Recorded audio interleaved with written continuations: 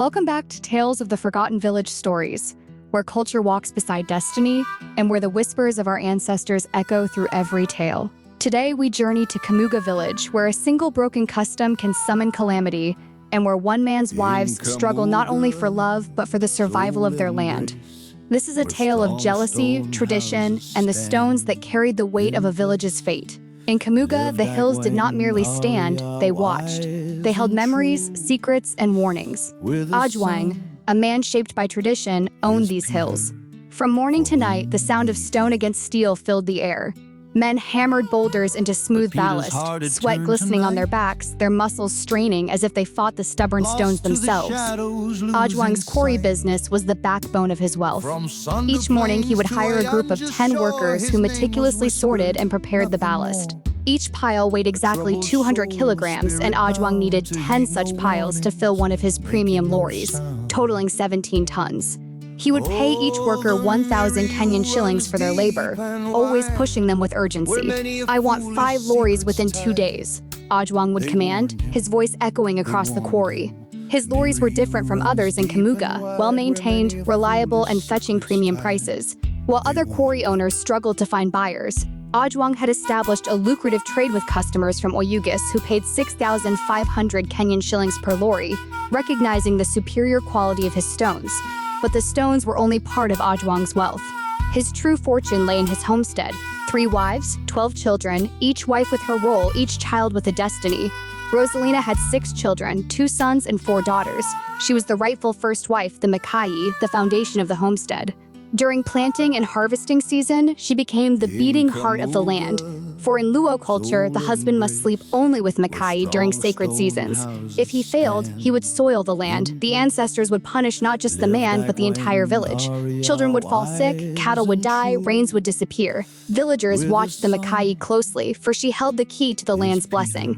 Unlike rumors that circulated in modern times, Damaris had brought no dowry from her family because Luo women do not give bride price. But her family was wealthy. Her father's cows were famous across Niakak, and this prestige alone built her influence. Ajwang loved her beauty, her elegance, her sharp mind, and he didn't hide this. Outside the sacred seasons, she was the one he spent most nights with. Young, innocent, hardworking, she had 4 sons, future protectors of the homestead.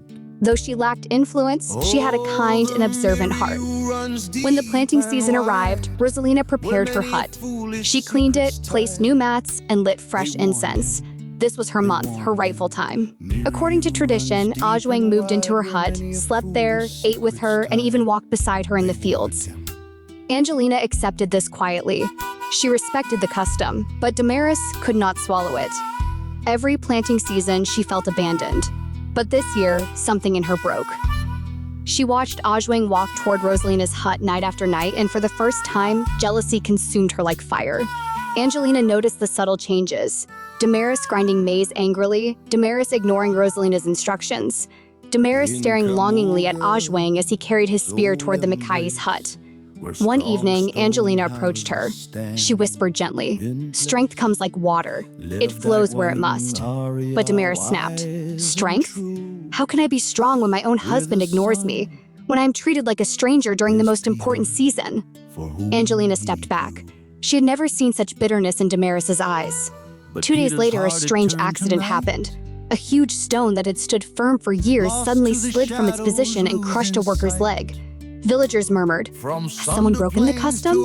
Is the land angry? Is this the beginning of calamity?" Fear crawled across the quarry. The eyes of the villagers shifted slowly toward Damaris. For jealousy, they believed, could poison the spiritual balance of a home. That night, Angelina stepped out of her hut for water. Then she heard low voices behind the granary. It was Ajwang and Damaris. She hid in the shadows. Damaris whispered fiercely, "You love me, so why do you leave me alone like a widow during planting season?" Ajwang sighed. "Damaris, you know why. If I touch you during this time, we risk the land. The rains will disappear. The village will blame us." "I don't care about the village," she hissed. "But I do," he whispered. Angelina froze. She felt chills ripple across her skin. If Damaris forced Ajwang to break custom, the entire land might suffer. The rains delayed. Cattle grew restless. Children coughed. The elders gathered at the Awur's hut. Whispers spread. Makai must be protected. The second wife must not tempt the husband. Calamity is close. Ajwang felt the pressure. Rosalina prayed harder. Angelina kept watch, but Damaris grew more desperate. A violent storm struck Kamuga. Thunder shook the huts. Lightning lit the sky in flashes. Rosalina stepped out to check the granary and froze. Damaris stood there, drenched, trembling, holding a stone chisel. Her voice cracked. "You took everything, even the time meant for me." Rosalina kept her voice steady. "The land demands order. It is not me, it is tradition." Damaris took a step forward. Then, a small figure rushed through the rain. It was Ajwang, Damaris's daughter. She grabbed her mother's waist, sobbing. "If Baba breaks the custom, the land will curse us. They will blame us. Please stop." The chisel slipped from Damaris's hand. Rosalina stepped forward and embraced her. "You are not my enemy, Damaris. We are one home, one mother house." The storm continued, but peace settled on their hearts. For the first time, Damaris began to understand that Rosalina wasn't her rival. She was the shield that protected the land. Ajwang joined them in the rain, ashamed, humbled. He held Rosalina's hand, then Damaris's, then Angelina's. "My wives," he said softly, "the land lives through you." The next day, the cows mooed peacefully, children laughed, and in the afternoon, it rained. Soft, steady, healing rain. The elders smiled knowingly. Custom has been restored. A home is like land. If you divide it with jealousy, it dies. If you protect it with unity, it thrives. Custom is not a chain. It is a shield. Breaking it soils the land, but honoring it restores peace.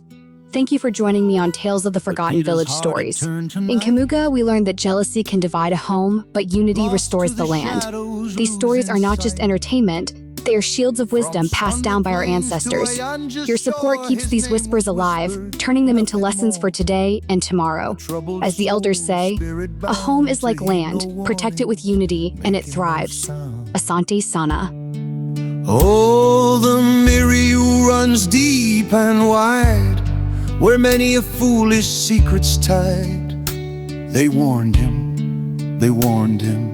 Miriu runs deep and wide, where many a foolish secret's tied.